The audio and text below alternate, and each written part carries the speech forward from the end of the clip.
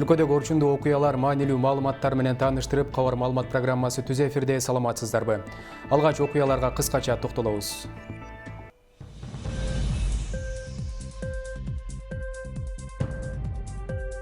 Кыргызстанда коронавирус жуктургандардын саны 70 миңден ашты. Садыр Жапаров 10 январда президенттик тандоо менен катар башкаруу формасы боюнча референдумду өткөрүүнү сунуштоодо. Менин сунушум мына өкмөттүн президент экөөнү бириктирип бир эле аппарат болсун деп атабыз. Анан курултай кирсин деп атабыз. Суроо жараткан жаңы баш мыйзамдын авторлору ким жана Садыр Жапаровдун ага тиешеси канчалык? Мунун башында Бекбосун Бөрүбашев, Кадыр Кошалиев, Азымбек Бекназаров, Баяз Турал баштаган жана андан башка бир 20дан ашык адам турат, авторлору.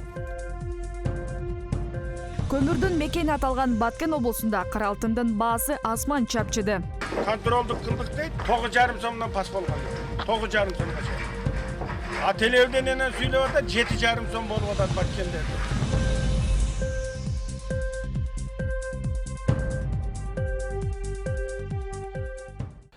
Садыр Жапаровдун 7 каналга берген интервьюсу учурда коомчулукта кызуу талкууга алынууда. Ал оппоненттер айтып жаткан айыптоолорго, каралоолорго жооп берип, аз убакыттын ичинде аткарылган иштерге жана максаттарына токтолду.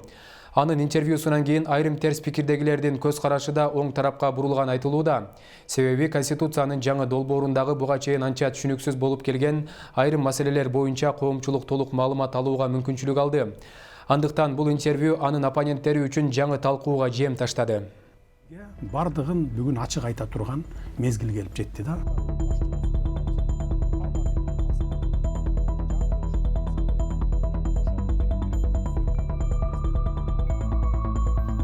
Алтынчы октябрдан баштап бардык ситуацияны колго алып, эч бир айнекте чактырбай, бирөөнүн да чекесине черттирбей, ушул тез арада мыйзамдуу талаага киргизип кеттик да. Мына ушуга Кудайга тоо деш керек. Садыр Жапаровдун 7 каналдын актуалдуу көрсөтүүсүнө берген интервьюсу коомчулукта кызуу талкууга алынууда.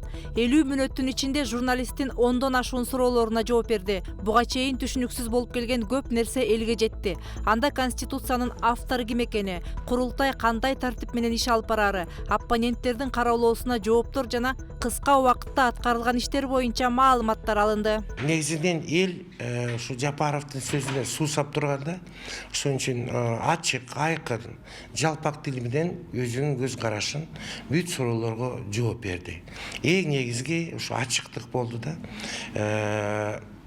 Биринчиден эчтекени жашырбай, болгондой айтканы бул элге абдан жакшы жакты. Эми саясий күрөштө ар кандай нерселер болот экен. Ошон үчүн ар кайсы баягы жала жапкандарга өзү мындай токтоо, эмоцияга берилбей өзүнүн баасын берди. Мен баамда элге аябай жакты. Садыр Жапаровдун 7 каналга берген интервьюсу анын оппоненттери үчүн сабак болушу керек дешет серепчилер. Ал өзүнө сын айткан кишини куугунтуктабай, алардын пикирин угууга даяр экенин билдирди. Ошол эле учурда мыйзамдын негизинде чындап айыптуу болсо, аны укук коргоо органдары териштирүүсү керек деген пикирде. Ал эми тиешелүү органдар бийликтин кол жоолугу болуп калбаш үчүн президентке көз каранды болбоого тийиш дейт Садыр Жапаров. А сотторду болсо азыр президенттин алдында. Мына ушул конституция менен толугу менен президент шайлайт сотторду. Өзү указ менен отургузуп коет. Мен аны парламент аркылуу фильтр аркылуу өтсүн деп атам. Аны эле эмес, ошол жанагы борбордук шайлоо комиссиянын 3/1, сотторду тандоо кеңешинин 3/1, счетный палатанын 3/1. Кыскасын айтканда, президентке баарын берип койбой, парламент аркылуу өткөрүп, фильтровать этип өткөрүсүн деп атабыз да. Президент эч качан карабайбы же алда бир карап чыгабы? Эми президент баягы сотторду тандоо кеңешинен өтүп келгенден кийин бир сыйра баягы мындай коррупционерлер өтүп кеткен жокпу, ар кандай мындай бир кылмыш иши бар же болбосо мындай бир кылмышкерлер өтүп кеткен жокпу деген жагын карап койсо болот. Анан парламентке берсе, парламент өткөрүп өзлөрү шайлап кое берсе болот да. Ошондой эле Садыр Жапаров ага карата айтылган кылмыш дүйнөсү менен байланышы бар, бийликти каралар башкарып жатат деген сөздөр боюнча так жооп берди. Мындай айыптоолорду колдонуп жаткан оппоненттердин арасынан Өмүрбек Текебаев менен пикир келишпестиги эмнеден улам башталганын, ошол кезде Ата журт фракциясынан Жогорку кеңештин 5-чакырылышына депутат болгон Садыр Жапаровдун ошол кездеги партиялашы Нарынбек Молдобаев жакшы билет. Анын айтымында Текебаев пикир келишпестикке өзү себепкер болгон. Ошондон баштап булардын ортосунда ажырым чоңоюп отуруп аягында тигил Текебаев жанагы фаворит же болбосо бийликтин партияларынын бири болуп калгандыктан Атамбаев менен чукул болуп анан Акмат Келдибековди кетирип буларды соттотуп ошондон башталган да анан бири-бирин жамандап отуруп жанагы чорный деген сөздөр да ошондон пайда болду.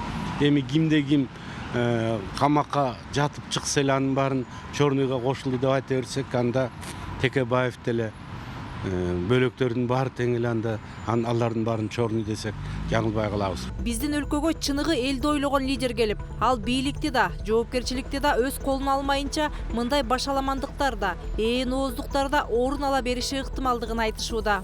Бийликтин баарын бир адамга берген күндө дагы кыргыз эли бөлөк элдердей мындай жүгүнүп ийилип турбайт. Бул эркиндикти сүйгөн эл. Наоборот, ошол бир кишиге болгон бийликтин баарын берип туруп, биз ушул кыйынчылыктан чыгып кетпесек, биз жөн эле демократия деп атып ушундайга келип отурабыз. Эртең парламентаризм келеби, кимиси келет мынтип отурсак, биз эч качан бул кыйынчылыктан чыга албайбыз. Элге, журтка уят болуп эле жүрө беребиз. Садыр Жапаровдун бардык сыноолордон сынбай өтүп чыкканы да анын күчтүү сапаттарын өнүктүрдү деген пикирлер көп айтылууда. Ал абакта коррупциянын айынан бейкүнөө камалып жаткан адамдарды көргөн. Андыктан ревизия жүргүзүүгө тапшырма берип, 238 адамга ырайым берилди. Бирок бул өтө аз дейт Садыр Жапаров. Себеби абактагы миңдеген адамдардын жакындары адилеттик издеп Садыр Жапаровго кайрылышкан. Андан тышкары кредит алып төлөй албай кыйналып жаткандардын өтүнүчү боюнча 100 000 сомго чейинки насыяларга өкмөт тарабынан жеңилдиктер каралган. Карапайым калктын көйгөйүн жеңилдетүүгө багытталган мындай аракеттери элдин ыраазычылыгын пайда кылган. Андыктан Садыр Жапаровдун кечээги 7-каналга берген интервьюсу боюнча элдин дээрлик 90% жакшы пикирлерин билдиришүүдө. Анын бардык суроолорго коркпой, терикпей, эмоцияга алдырбай ачык жооп бергени, айрым терс пикирдегилердин да көз карашын жакшы жакка бура алды. Мээрим Ташыбекова, Улукбек Абдиев, 7-канал, Бишкек. Парламенттик башкаруу Кыргызстанды туңгуюк алып келгенин эксперттик коомчулукта баса белгилеп жатышат. Азыр өлкөнүн алдыдагы жаңы башкаруу багытын аныктоочу негизги документ коомчулукта талкууга алынууда. Жакында эле президенттин милдетин аткарып өткөрүп берген Садыр Жапаров жаңы баш мыйзамдын долбоорундагы артыкчылыктуу багыттар боюнча 7-каналга курган маегинде айтып берди. Суроо жараткан жаңы баш мыйзамдын авторлору ким жана Жапаровдун ага тиешеси канчалык, кабарчыбыз билип көрдү. Студиябызга кош келдиңиз. Жаңы конституциянын долбооруна карата айтылып жаткан сын пикирлерге Садыр Жапаров ачык жооп берди. Ал 23 ноябрда 7-каналга курган маегинде коомдук талкууга чыгарылган баш мыйзамдын долбоорун 10 жыл мурда Текебаевдин конституциясына альтернатива катары сунушталган документ деп атады. Жапаров анын авторлору катары 20дай илимпоз тарыхчыларды белгилеген. Бул долбоорду 2010 жылдан бери 90 алакеттен өткөрүп, шлифовать этип, баягы талкуулап, ушинтип келаткан долбоор болчу. Баягы курултайчылар чогулуп, жыл сайын эле чогулушчу эле го, негизи билесиздер, архивтерди көтөрсөңүздөр чыгат. Мунун башында Бекбосун Бөрүбашев, Кадыр Кошалиев, Азимбек Бекназаров, Баяз Турал баштаган жана андан башка бир 20дан ашык адам турат, авторлору. Менин сунушум мына өкмөттүн президент экөөнү бириктирип бир эле аппарат болсун деп атабыз. Анан курултай кирсин деп атабыз. Мына парламент, президент, өкмөт, курултай деп турат. Ушул 3 баштуу башкаруу бийлигин жок кылып туруп, өкмөттү да жок кылып, президенттикти эле бир эле башкаруу башчы болсун деп атабыз. Парламент калсын деп атабыз мына. Жаңы кирип аткан долбоордо. Мамлекеттин элдин кызыкчылыгына иштесин деген конституцияны түзүп атабыз. Ошондой эле Садыр Жапаров баш мыйзамдын жаңы долбоорундагы өзүнүн 2 сунушунда түшүндүрүп берди. Ал 2010 жылы жагдайга байланышып шашылыш кабыл алынган баш мыйзамды хандык башкарууга жол ачкан механизм катары сыпаттады. Бүгүн эгерде мен ошондой ханский конституция менен жашай турган болсом, мына могу конституция, бүгүнкү конституция мына. Именно ушу ханский конституция ушул. Бүт бийлик президенттин колунда. Спикерди дагы, премьерди дагы президент коет. Утуп келген партиялар президенттин көзүн карап отурат. Ким спикер болот, ким премьер болот деп карап отурат. Анан президент айтып, баланчаны спикер кыл, түкүнчөнү премьерге көрсөткүлө, үчөөнү коалиция түзгүлө, тигил экөөнү оппозицияга таштагыла деген конституция мына могул 10 жылдан бери конституция. Мына көрдүңүздөрбү? Соттордун баарын президент шайлайт. Райондон, областтыкын, жогорку сотту, конституциялык палатаны бүт баары президент шайлайт бүгүн. Мына ушул конституция, эгерде мен жеке кызыкчылыгым көздөсөм, жок эле дегенде бир 3 жыл, 5 жыл ушуну менен башкарып отура бербейт белем. Талкууга коюлган баш мыйзамдын долбоорунда президент мамлекеттин башчысы катары саналат жана аткаруу бийлигин жетектейт деп көрсөтүлгөн. Ал ошондой эле өкмөттүн курамын жана түзүмүн өзү аныктаары жазылган. Жогорку кеңештин тиешелүү жоболоруна өзгөртүү киргизилери да каралып жатат. Балким парламент 2 палатадан куралышы да мүмкүн. Элге жакын болобуз. Бийликке эл үнү жетсин дей турган болсок, 2 палаталуу парламенттин өзү керек болуп турат. Себеби мыйзам чыгаруу палата бүгүнкү күндө сөзсүз түрдө кыскарат. Менин оюмча 45 депутат болсо болот. Ал система, партиялык система менен шайланыш керек. Эл өкүлдөр палатасы 120дан кем болбош керек. Алар айлык албайт. Мен айтайын дегеним, бул ыкма бүгүнкү күндө социалдык чабалдыкты жоет. Бул ыкма бүгүнкү күндө пикет митингтерди жокко эсе кылат. Бул ыкма бүгүнкү күндө коррупциялык системаны жоет. Айрым саясий топтор менен укук коргоочулар Садыр Жапаров баш мыйзамдын жаңы долбоорун шашылыш алып чыгып, президенттик шайлоо менен бирге референдумга коюуга камынып жатат деп чуу салып жаткан. Бирок Жапаров алардын да сынына жооп кайтарып, жогорку кеңештин депутаттарына кайрылды. Саясатчы тандоону эл өзү жасашы керек деп эсептейт. Парламентте бүгүн мыйзам долбоору турат. Жаңылышпасам ушу былтырлары бекен Курманкул Зулушев деген депутатыбыз немеге киргизген парламентке, баягы референдумга чыгаралы деп. Парламенттик башкарууну каалайсыңбы же президенттик башкарууну каалайсыңбы деп элден сурап алалы деген. Мен ошол мыйзамды бүгүн депутаттар алып чыгып, ушу президенттик шайлоодо ошону койсо деп суранып кетет элем да референдумга. Элден сурап алалы биз. Көчөгө чыгып кыйкырып, жок бизге парламенттик башкаруу керек деп бир тарап айтса, бир тарабы президенттик деп, жалпы элдин пикирин угалы анда. Андан кийин келип турган аны ушул конституцияны кабыл алалы, бүгүн талкуу кылып аткан кабыл алалы, конституцияны кабыл алалы деген бир сунуш айтат элем да.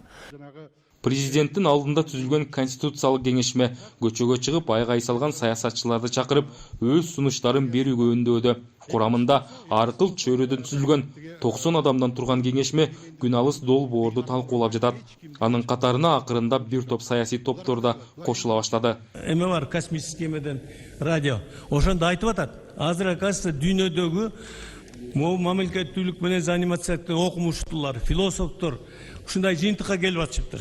Передавать этип атат. Партиялык башкаруу системасы бул жаратылышы менен элди бөлүп жара турган система экен.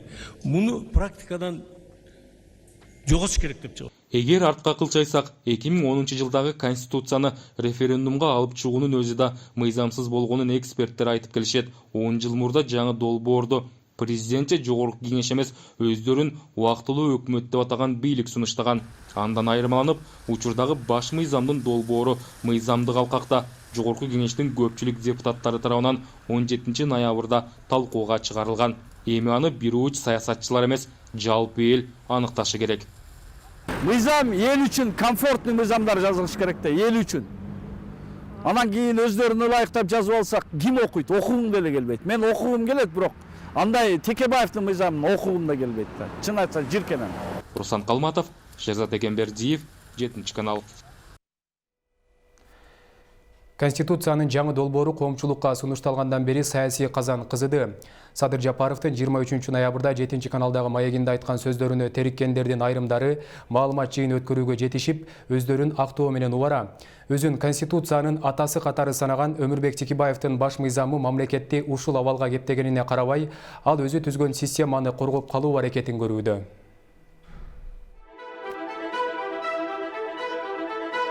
Кыргызстандагы соңку саясий окуялар, кадрдык башаламандык, экономикалык абал бардыгы 2010 жылдагы кабыл алынган конституциянын натыйжасы экенин коомчулук айтууда. Текебаев ошол убакта өзүнө тиешелүү тар чөйрөдө эмне мынча шашылыш баш мыйзамды жазып, ошол убактагы апрель-июнь окуяларындагы туруксуздукту шылтоо кылып кабыл алынганы айдан ачык көрүнүп калды. Көрсө Өмүрбек Чиркешевичтин көздөгөнү такыр башка экен.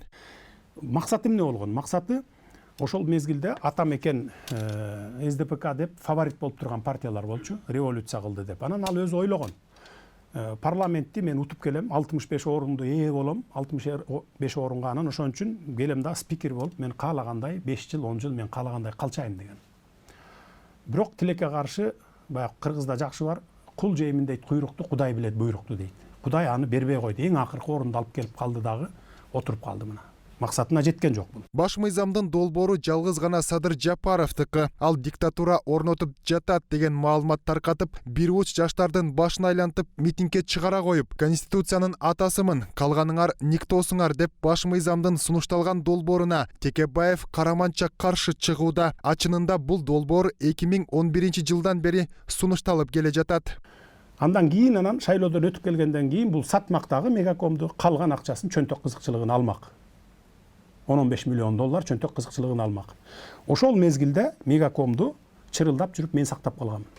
Текебаев өзү түзгөн системанын курмандыгы болууда. Себеби 2011 жылы сотторду бийликтен көз каранды кылып реформалоо боюнча Садыр Жапаров көтөрүп чыккан демилгеге убактылуу өкмөт баш болуп өз кызыкчылыктары үчүн караманча каршы болушкан.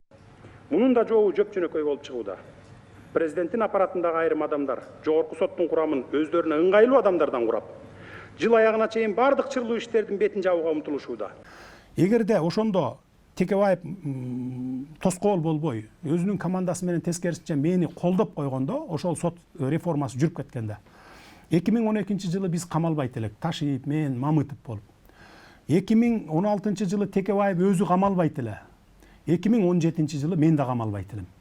Тоскоолдук кылып, чагымчылдык кылып, уюштуруп, кабинетине отуруп алып, тигини чакырып алып, бул депутатты чакырып алып, сен минтип айт, сен тигинтип айт деп ар кандай эмелерди үйрөтүп, ошол мезгилдечи чогуу иштеп калбадыкпы? Ушинтип жүрүп каршы чыккан. Мына кийин келип өзүнүн башына тийди. Элди силер никтосуңар деп тукурган Текебаев өз колу менен жасаганды буга чейин мойнуна албай келген. Азыркы учурда бюджеттин олчойгон бөлүгүн толтуруп салык төлөгөн Мегаком компаниясынын 2010 жылы Маевский аттуу орус жаранына сата турган болуп, алдын ала 1 миллион долларды алып ошол убактагы парламенттик шайлоого өз кызыкчылыгы үчүн жумшап жиберген. Бул 1 миллион долларды алган Маевскийден. Алганы анык. Муну бардык саясий элита билет. Депутаттар бардыгы билет. Керек болсо мына Кулов дагы билет.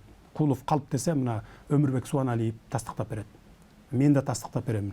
Убагында журналист маркум Улан Эгизбаев дагы Текебаевдин бул маселесин ачыкка чыгара албай ызылдаган бойдон калган экен. Мегаком маселеси боюнча Текебаев Маевский менен жолуккандыгы туурасында Равшан Жээнбеков тастыктаган аудиосун Улан Эгизбаев телефонго жазып алган. Ондай сумма жөнүндө сөз болушу деле мүмкүн да, мындай трезвый ой жүгүртсөң бир жерге карасаң жөн жерден сөз чыкпайт дегендей болот. Прессага эмес дагы, мына прессага алгандар үчүн, конечно. Алган үчүн, но далилдеш кыйын. Бардыгыбыз билип эле жүрчүк. Бишон алган бардыгыбыз эле угуп жүрчүк. Абдрахмановдун Текебаевдин кабинетинде жанагы орустар менен жолукканы чын. Жолуккан, жолукпаган эмес деген маселе жок. Жолуккан однозначно чын. Только убакыт боюнча гана адашат. 7 жыл өткөн убакыт боюнча бардыгы эле адашат. Аны камсыз кылыш үчүн мамлекеттин табигый тартып алгыс түбөлүк бир укугу бар. Ал тартып алып коет дейт.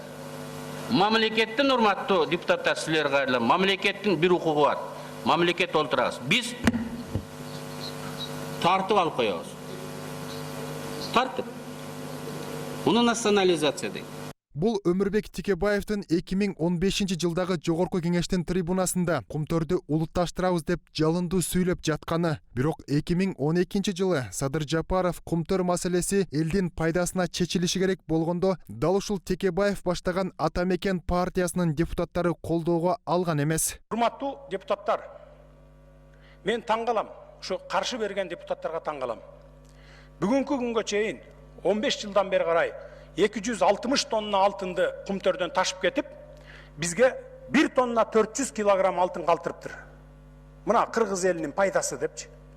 Ушуга кантип чыдап отурасыңар? Кантип ушуган дитиңер барып добуш берип атасыңар? Анда эмне үчүн 2015 жылы Текебаев өзү каршы чыккан маселеге өзү демилгечи болуп чыкты деген суроо туулат. Эгерде ошондо Текебаев колдоп койгондо өтүп кетмек. Андан кийин 2 жыл өткөндөн кийин баягы 2015 жылкы шайлоого, парламенттик шайлоого кетти го 2015 жылы. Мен интернетте жатып алып, Европада жатып алып карайсың дем баягы саясатты, Кыргызстандын саясатын карап жатасың. Трибунага чыгып алып бакырып атат эле. Чачын жулуп. Кумтөрдү национализация кылышыбыз керек, алышыбыз керек мамлекетке, анан мындай урду алып кетип атат, анан тон алып кетип атат деп. 2 жыл мурун эмнеге добуш бербей койдуң анда? 2 жыл мурун эле добуш берип койгонуңда 2012 жылы өтүп кетет эле го.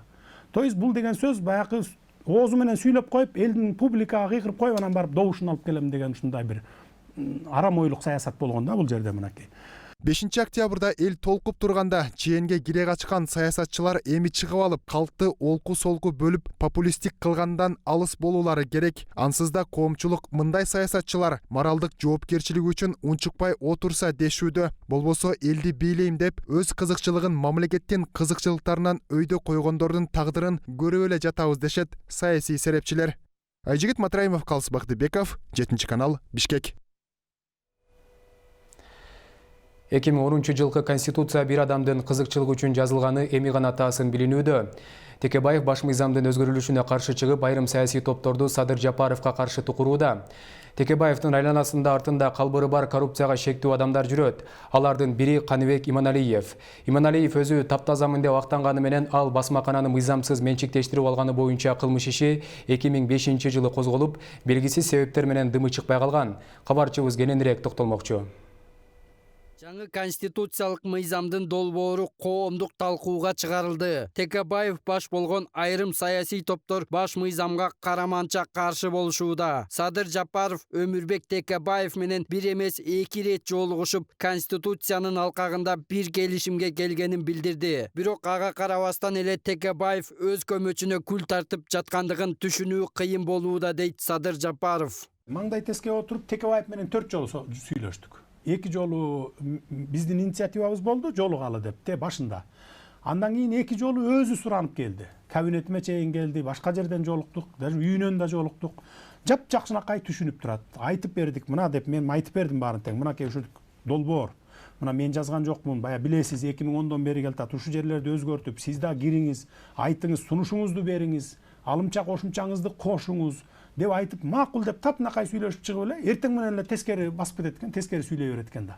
Учурда конституциянын долбоору 80 киши мүчө болгон конституциялык кеңешмеде талкууланып жатат. Ага Текебаевдин да катышуу мүмкүнчүлүгү түзүлгөн. Бирок ал кеңешмеге барбастан өзүнүкү гана туура деген принципти карманууда. Коомчулук тарабынан Текебаевдин мындай өзүмчүл кадамдары сынга кабылууда. Мейли болуптур президенттикке өтөлүк. Президенттик өтөлү деп сунуш кылып атпайбы бүгүнкү бийлик. Ошол жакшы болот экен, бизге туура келет экен деп. Мейли өтөлүк. Эми Текебаев мүмкүн өзүнүн конституциясын коргоп аткандыр, ушу боюнча калса менин авторитетим үчүн дегендей. Бирок аны эл чечет. Бул негизги маселе эмес. Текебаевдин азыркы калтырган конституциясынын ичинде бир топ мүшкүлдүктөр да бар. Яна коркунучтуу моменттер да бар. Себеби деген 10 жылкы конституциянын баштапкысы жок. Баштапкысы. Ичинде карама-каршылыктар бар, жана ошол конституцияга байлаган мыйзамдардын да карама-каршылыктары бар. Жаңы конституциянын долбооруна бир гана Текебаев каршы чыкпастан, аны менен санаалаш болгон тың чыкмаларда баш мыйзамдын өзгөрүлүшүнө каршылыгын билдиришүүдө. Алардын бири Каныбек Иманалиев. Каныбек Иманалиев өзүн кристалдай тазамын деп келген. Бирок Садыр Жапаров Иманалиев кылмыш иштеринен коркуп, азыр эле ач айкырык салып баштады деп билдирүүдө. Каныбек Иманалиевдин кылмыш иштери бар. Ошол типография боюнча, жана башка боюнча коррупциялык иштери дагы бар. Анан бул ошон үчүн баягы кыйкырып чыгып атат да, бул келип баягы улуттук коопсуздук кызматы же болбосо бул шайлоодон шайланып келип алып анан ошол иштеримди чукуйтко деген бир неме пайда болуп калса керек да анын көкүрөгүндө. Ошон үчүн анан кийин ушундай чыгып атат да. Мындайлар көп. Иманалиев менден кылмыш ишин тапсаңар, Нарын дарыясынан крокодил тапканга барабар болосуңар деп кыйкырып келген. Ал бүгүнкү маалымат жыйынында да эч кандай коррупциялык иштерге аралашпаганын дагы кайталады. Найти на меня уголовное дело, это почти что найти крокодил реке Нарын. Борбордағы типография 98 приватташтырылып, азыркы күндө 300-дан ашык акционер бар. Мен 2002-ден бери декларацияда көрсөтүп келатам, 17% акция бар. Дивидендтин декларация көрсөтүп келатам. Ал ошол фейктен окуп айтканы бул уят иш деп ойлойм да. Кыргызстанда бир сөз бар, калктын казаны кайнабайт. Каныбек Иманалиев коррупцияга аралашкан эмесмин деп тотугушча кайталаганы менен 2001-жылы Эркин Тоо басма үйүнүн 40%-ын менчиктештирүүдө мыйзам бузулган деп 2005-жылы кылмыш иши козголгон. Эркин Тоо басмаканасы учурда 6 адамга караштуу. Алардын арасынан ал акционердик коомдун эң көп пайыздык үлүшү депутат Каныбек Иманалиевдин жубайына жазылган. Жарандык коомдун өкүлдөрү тарабынан кимде-ким коррупциялык иш-аракеттерге шектелсе, ага карата кылмыш иши козголушу керек деп эсептешет. Кылмышы болсо, ким болбосун, кандай болбосун, канча убакыт өтпөсүн жооп бериш керек. Башка маселе биздин соттор, биздин тергөө органдары кылмышты кандай аныктайт? Эми бул жагында көп маселе бар. Эске салсак, Каныбек Иманалиев президенттикке ат салышууда. Ал буга чейин партия алмаштыруу жагынан эч бир саясатчыны алдыга чыгарган эмес. 2015-жылы Атамекен партиясы менен депутат болуп келген. Бул шайлоого алгач Мекеним Кыргызстан партиясы менен катышып, тизменин баш жагына кирбей калган соң партиядан чыгып кеткен. Сапар Акунбеков, Көчөр Кубанычбеков, 7 канал, Бишкек. Ак үйдөн айтылган бир сөздү эки кылбай аткарган сот системасы түзүлгөн. Анын артынан саясий куугунтук болуп, саясатчылар биринин артынан бири камалды. Эгерде убагында көз карандысыз соттук реформаларга убактылуу өкмөт жана Өмүрбек Текебаевдер каршы чыкпаганда өзү да камалмак эмес. Кыргызстанда соттор адилеттүү, мыйзамдуу талаада болмок. Миңдеген адамдар күнөөсүз абакта олтуруп, элдин нааразычылыгы күчөмөк эмес. Саясий куйтулуктун артынан келип чыккан мындай абалда Садыр Жапаров ачыктап айтып, сот реформасы кандайча жүрбөй калганын биздин каналга курган маегинде ачыктап берди. 2011-жылы Кыргызстанда соттук реформалар башталган. Өлкөдө көз карандысыз сот системасынын калыптанышы биринчилерден болуп, бийлик башындагылардын жүрөгүнүн үшүн алат. Ак үйдөгү ана башчылар аракетке келип, реформалардын багытын өз кызыкчылыктарына карай бурушат. Ошентип 10 жыл ичинде бийликтин бир сөзүн эки кылбай аткарган сот системасы түзүлдү. Адилеттүү системаны орнотууга каршы чыккандардын катарында убактылуу өкмөт жана Өмүрбек Текебаев турган. Маалыматты Садыр Жапаров 7 каналга берген түз маегинде ачыктады. Толық көз қаранды, ақ үйден 100% көз қаранды сотторду системасын түзіп бүгін отырып алышқан. Мына 10 жылдан бері ушул көз қаранды соттор келатат. Эгерде ошондо Текебаев тоскоол болбой, өзүнүн командасы менен тескерисинче мени колдоп койгондо, ошол сот реформасы жүрүп кеткенде. 2012-жылы биз камалбайт элек, Ташиев, мен, Мамытов болуп. 2016-жылы Текебаев өзү камалбайт эле. 2017-жылы мен да камалбайт элем. Мына, көрдүңүздөрбү? Эгерде ошол сот реформасы жүрүп кеткенде, камалбайт элек да, тоскоолдук кылып, чагымчылдык кылып, уюштуруп, кабинетине отуруп алып, тигини чакырып алып, бул депутатты чакырып алып, сен минтип айт, сен тигинтип айт деп ар кандай эмелерди үйрөтүп, ошол мезгилдечи чогуу иштеп калбадыкпы? Ушинтип жүрүп каршы чыккан. Мына кийин келип өзүнүн башына тийди. Биздин да башыбызга тийди, мына жалпы мамлекеттеги элдин башына тийип атат. Анткени сотторду ак үйдөн отуруп алып гана бир начальник отдел эле чалып любой чечимди чыгартып коет. Мына азыр да ошондой да. Мына могу конституциянын кесепети, ошол жана сотторго жазып алган мыйзамдын кесепетинен ошондой болуп атат бүгүн. Бир кишинин колуна топтоп берген үчүн. Бирок казынадан миллиардтаган каражаттар бөлүнүп, соттук реформа деген ат менен иш жүрө берди. Отчетко келгенде видео байкоо орнотуу сыяктуу майда барат иштер, а бирок бөлүнгөнү олчойгон суммалар болуп жатты. Өлкөдө көз каранды эмес сот системасын калыптандырыш үчүн бюджеттен үстүбүздөгү жылы 2 миллиард 154 миллион сом, быйыл 2 миллиард 193 миллион сом бөлүнгөн. Миллион дагы эмес миллиардтаган мындай каражаттар 10 жылдан бери соттук реформаларга жумшалып келди. Бирок натыйжасы байкалган жок. Сот реформасы жүргөндө эмне гана өзгөрүү болду? Соттордо видео камералар жана ошондой эле компьютерлер болду, телевизорлор коюлду, бирок алардын баары иш жүзүнө ашкан жок. Мисалы, Американы айта турган болсок, 1% дело дагы жогорку сотко жетпейт экен. Америкада 1%. А бизде 99% дело бардыгы жогорку сотко жетип атат. Ал делолор бүгүнкү күндө полечи десте болуп, облус сот, жогорку сот, биринчи инстанциядагы соттор аркылуу айланып бүгүнкү күндө жүрөт. 2 жылдан бери, 3 жылдан бери Курулай домат менен полечи дес болуп айланып жүргөн делолор бар. Мыйзамсыз ошол чечим чыгарган мынау сот мындай бир жазага тартылды дегенди көрбөй атабыз да. Жумуштан бошотуп коюу менен алардан кутулуп, анан ошол менен реформа кетип атат деген бул өтө чоң жаңылыштык деп айтышыбыз керек да. Баш мыйзамдын жаңы долбоорунда сот реформасы мындай ири каражаттар менен эмес, системаны өзгөртүү жолу менен ишке ашырылары жазылган. Ансыз да жылдар бою казынанын бир чекесин кемирип, эч кандай майнап чыккан жок. Сотторду тандоо кеңешинин 3/1, счетный палатанын 3/1, кыскасын айтканда президентке баарын берип койбой, парламент аркылуу өткөрүп, фильтровать этип өткөрүсүн деп атабыз да. Президент эч качан карабайбы же алда бир карап чыгабы? Эми президент баягы сотторду тандоо кеңешинен өтүп келгенден кийин бир сыйра баягы мындай коррупционерлер өтүп кеткен жокпу, ар кандай мындай бир кылмыш иши бар же болбосо мындай бир кылмышкерлер өтүп кеткен жокпу деген жагын карап койсо болот. Анан парламентке берсе, парламент өткөрүп өзлөрү шайлап кое берсе болот да.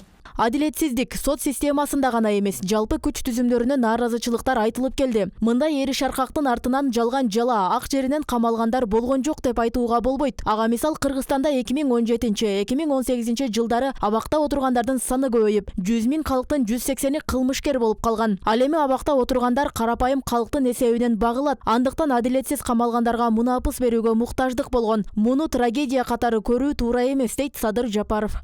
Аларды кармап жата берсек жата беребиз. 1 жыл, 2 жыл, аларга миллиондогон акчалар кетип атпайбы? Тамагына, жана содержаниясына, светине, суусуна дегендей. Мындан трагедия жасаштын кереги жок. Эми жаза берет, көбү жаза берет экен. Баягы аларга карабай ишти, көрүп турган ишти алдыга алып жылдырып кете бериш керек экен да. Сөзсүз түрдө кыйкыргандар чыга берет экен. Аларга көңүл бурбаш керек. Жарыяланган мунапыс боюнча 238 киши абактан бошотулган. Алардын арасында жаш өспүрүмдөр, 3 жашка чейинки наристелери бар айымдар бар. Роза Акматжан кызы, Мирзат Нуманов, 7 канал, Ош. Президенттикке атсалышкандардын үгүт иши 15 декабрда башталат. Учурдага карата даярдык иштери жүрүп жатат. Үгүт ишинин аякташы 9 декабрда токтотулат. Мындан улам эл башкарууну самаган талапкерлердин жагдайына токтолууну туура көрдүк. Ырчы, чоорчу, саясатчы, пенсионери деги эле мыйзамда жазылгандай баары президент болууга укуктуу. Бирок ошол эле учурда талаптар дагы бар. Президенттик шайлоонун даярдыгы кандай? Талапкерлерге коюлган талаптарды Гүлшайыр Талантбек кызы айтып берет. Президенттик шайлоонун үгүт иштери 15 декабрда башталат. Муну менен катар талапкерлигин артка кайтарып алгандар дагы болууда. Барган сайын башында шайлоого катышуу ниетин билдирген талапкерлердин саны 63 болсо, азайып бүгүнкү күнү 12 талапкер арызын артка кайтарып алды. Жалпы 47 талапкердин тизмеси турат. Ошол 15 декабрдан баштап 9 январь 2021 9 январь эртең менен саат 8ге чейин шайлоо алдындагы үгүт иштерин жүргүзгөнгө акылуу. Президенттик шайлоонун түйшүгү эми башталат. Абал башта атын чыгарып алгандарды сыноо убагы келе жатат. Шайлоонун күрөсүн төгүү 30 000 кол топтоо милдети турат. Жалпы талапкерлер 14 декабрга чейин бардык талаптарды аткарып бүтүшү керек. Кыргыз тилинен тест сертификатын тапшырбаган талапкерлердин тизмеси: Анар Зарипова, Анаркүл Араева, Тынчтык Акжолтоев, Юлия Лилиенталь, Чыңгыз Капаров, Жээнбек Искендеров, Елена Клипачева, Султан Аджыматов, Куттумидин Базаркулов. Президент болуу тилегин артка кайтарып алгандардын тизмеси: Карагач Исмаилова, Орозбек Мадинов, Марат Кайыпов. Шайлоодон андан ары катышуудан баш тартуу жөнүндө арыз менен кайрылышы мүмкүн. Ал 7 январга чейин. Булардын ичинен талапкерлигинен баш тарткан Марат Кайыпов ага себеп катары Кыргыз элинин басымдуусу Садыр Жапаровду колдоп жатканын, өзү дагы колдоорун айтып талапкерлигин артка чакыртып алган. Мындан улам мурдагы юстиция министри Конституциянын жаңы долбоору менен алек болууну туура көргөн. Мен дагы өзүмүн талапкерлигимди алып атканым себебим ошол Садыр Нуркожоевич Жапаровду колдогондуктан. Экинчиден, кечээ жогорку кеңеш мени Кыргыз Республикасынын Конституциясынын жаңы долбоорун иштеп чыкканга Конституциялык кеңешмеге мүчө катары дайындады. Өлкөбүздү өнүккөнгө алып бара турган биздин баш мыйзам. Ошол баш мыйзамды жакшылап жазып долбоорун сунуш кылган мен үчүн маанилүү. Мен ошол кеңешмеде иштейин деп чечтим. Эл башкарууну каалап өздөрүнүн анкетасын булгап алгандары дагы бар. Тактап айтканда соттуулугу жоюлбаган Бектур Асанов, Кубанычбек Кадыров, Нурлан Мутуев. Буга карата мыйзамда так даана жазылган. Соттолгон же болбосо соттуулугу жок кылынбаган жарандар президенттикке ат салыша албайт. Ал себептөө Борбордук шайлоо комиссиясындагы буга даярдаган чарасы бар. Мисалы жарандуулук боюнча, соттуулук боюнча эгерде ушундай фактылар аныкталып калган болсо, андан сырткары шайлоо алдындагы үгүт иштеринин эрежелерин бузган болсо, Борбордук шайлоо комиссиясы тиешелүү эскертүүлөрдү бериши мүмкүн. Эгерде андан көбөйгөн болсо, эки жандан ашык жолу шайлоо алдындагы үгүт иштеринин эрежелерин бузган болсо, Борбордук шайлоо комиссиясы талапкерди каттоосун жокко чыгарышы мүмкүн. Президенттик тактыга ат салышкандардын санынын көптүгү дагы коомчулукта талкууну жаратты. Арасында башкаруунун багытына аралашпагандары дагы бар. Мында улам кыргыз элинин алдында дагы бир оор тандоо турат. Бир жакшы элдин көйгөйүн чечкен, ички сырткы саясатты өзүнүн угунда алып барган, элдин алкоосуна татыган бир президентке жетише албай атабыз да.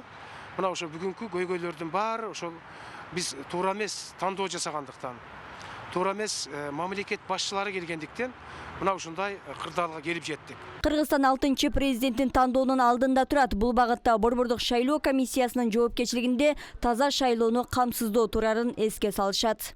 Кечеги ыплас шайлоону өткөргөн, парламенттик шайлоону өткөргөн БШК бүгүнкү күндө да отурат да. Буларга кепилдик жок. Эртең дагы ошол ресурстарды колдонуп, алар дагы мурдагы технология менен шайлоону өткөрүп, тиешелүү талапкерлерди колдоп, шайлоону бурмалап, анан дагы бул шайлоо нааразычылык менен бүтпөйт деп эч ким кепилдик бере албайт. Мына ошондуктан булардын дагы жоопкерчилигин караш керек. Эскерте кетсек, 10-январда Кыргыз Республикасынын президентин шайлоо болот. Тиешелүү шайлоо участкалары учурда даярдыкты көрүп жатышат. Гүлшайыр Талантбек кызы, Бактияр Асылбек уулу, 7-канал, Ош.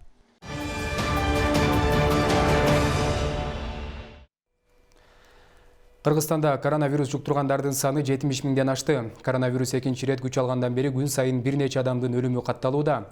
Ошондой эле вирус жүздөгөн жарандардан аныкталып жатат. Бүгүн да илде жуктургандар 481 адамды түздү.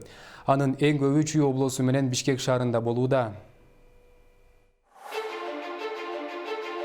Кыргызстанда коронавирустун айынан абалы өтө оорлоп кеткен бейтаптар көбөйүүдө. Азыркы тапта ооруканада 2948 бейтап дарыланып жатат. Анын ичинен 147 бейтаптын абалы өтө оор деп бааланды. Ооруканада жаткан 2000ден ашуун бейтаптын арасынан 64-үнүн гана абалы канааттандырарлык.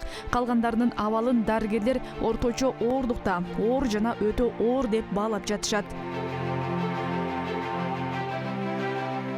Өткөн суткада COVID-19 илдетинин жаңы учурлары 481 адамды түздү. Анын эң көбү Чүй облусу менен Бишкек шаарында болууда. Ошол эле учурда 433 бейтап илдеттен арылып чыкты.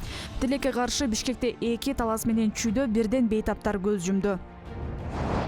Республикалык штабтын маалыматы боюнча жаңы учурлардын аймактар боюнча саны: Бишкек шаарында 124, Ош шаарында 16, Чүй облусунда 176, Ош облусунда 22, Талас облусунда 14, Нарын облусунда 6, Ысык-Көл облусунда 35, Жалал Абад облусунда 67, Баткен облусунда 21 учур катталды.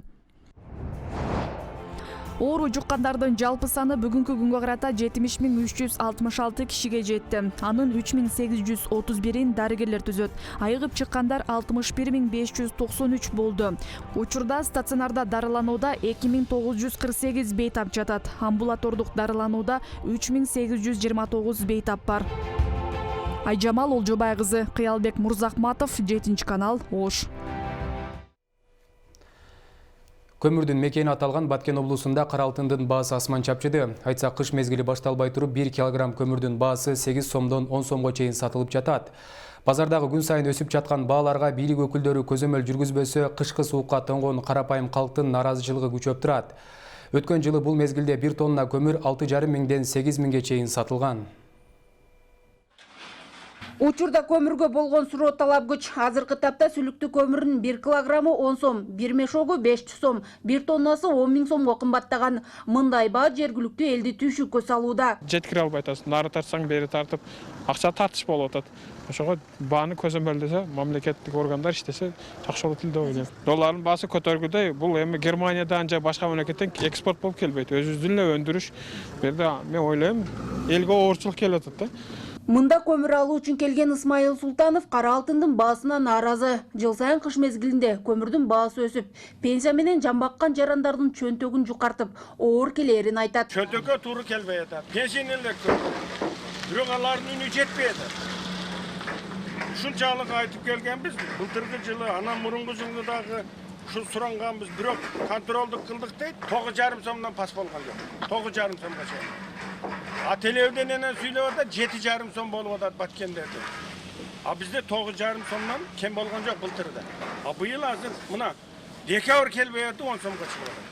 Ал эми көмүр сатуучулар болсо көмүрдүн баасы шактыда кымбат болуп жаткандыгын айтышат. Ошол эле учурда кошуна Тажикстан, Өзбекстан өлкөлөрүнө экспорттолуп жаткандыгына байланыштуу көмүрдүн баасы өсүүдө дешет. Шактыда 8 сом. Bir жол кирасы бар 1 сомдон, бетер разный рабочий балдар бар, кап алынат пулга. Кыскасы 10 сомдон сатылып атат. Очередке карап, эми Кыргызстан өзү болсо бул даражага жетпейт. Кыргызстан өзүгө кирбей атат да көмүр. Барлыгы аш Тажикстанга айдап атабы. Бир гана Кыргызстанга өзүм эме кылып берсин, алып келип 4 сом, 5 сомдон сатайык биз дагы эле. Жергиликтүү бийлик көмүрдүн баасы өсүшүн сатуучулар өз көмөчтөрүнө гүл тартып жаткандыгы менен түшүндүрөт. Учурда тийиштүү кызматтар тарабынан түшүндүрүү иштери жүрүп жатыптыр. Мындан сырткары Баткен шаардык мэриясы тарабынан тоннасы 6,5 миң сомдук көмүр сатылып жаткандыгын кабарлашты. 6,5 миң сомдон көмүр сатылып жатат. 9-10 миң сомдон тоннасы сатылып аткан көмүрлөр бул сапаты өтө жогору, мындай чоң көлөмдөгү көмүрлөр. Буга эл негизинен ошол 6,5 миң сомдук көмүрлөрдү алышат. Мындай 10 миң сомдук көмүрлөрдү элдер ушул меште чоктуу мындай түнү бою кармоо үчүн гана аз өлчөмдө алып турушат да. Бүгүнкү күндө облус аймагында 354 миң тонна көмүр казылып алынган. Ал эми облустун жашоочуларына 120 миң тонна керектелет. Мына ошондуктан жеке тараптар калган көмүрдү коңшу өлкөлөргө экспорт кылуу керектигин айтышууда. Ажамал Мурзадолат кызы, Манас Исмаилов, 7 канал, Баткен. Өлкөдөгү мыйзамсыз көрүнүш, укук бузуулар түрдүү окуяларга күбө болсоңуз биз менен бөлүшүңүз. Биздин элдик репортер берүүсү иштеп жатат. Өлкөдөгү эпидемиологиялык абалдын курч экенин эсиңиздерге салабыз. Андыктан санитардык сактануу эрежесин эстен чыгарбай, беткап режимин сактаңыз. Түз эфирде Нурдөөлөт Таштанбек уулу болдум. Кечиңиздер көңүлдүү улансын, саламатта калыңыздар.